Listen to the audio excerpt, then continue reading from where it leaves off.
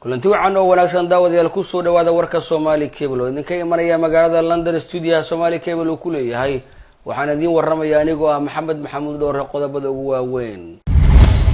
qaraxyo iyo weerar ayaa laga soo sheegay in maanta ay ka dhaceen magaalada Muqdisho ee caasimadda Soomaaliya. madaxweynaha Soomaaliya Maxamed Cabdullaahi Farmaajo ayaa ka dhoofay magaalada Muqdisho isagoo ku sii jeeda dalkaasi Belgium-ka halkaas oo ka dhacay shir laga hadlaya arrimaha Soomaaliya. gudoomiye maxkamadda gobolka Banaadir ayaa xilka laga qaaday kadib markii wareegtay ka soo baxday xafiiska madaxweynaha Soomaaliya. madaxweynaha dowlad goboleedka Puntland Cabdiweli Gaas iyo wafdi hogaaminaya ayaa ka dhoofay garoonka diyaaradaha magaalada Garowe waxaana ku sii jeeday dalkaasi Belgium-ka halkaas oo ka dhacayo shirka umuraha Soomaaliya.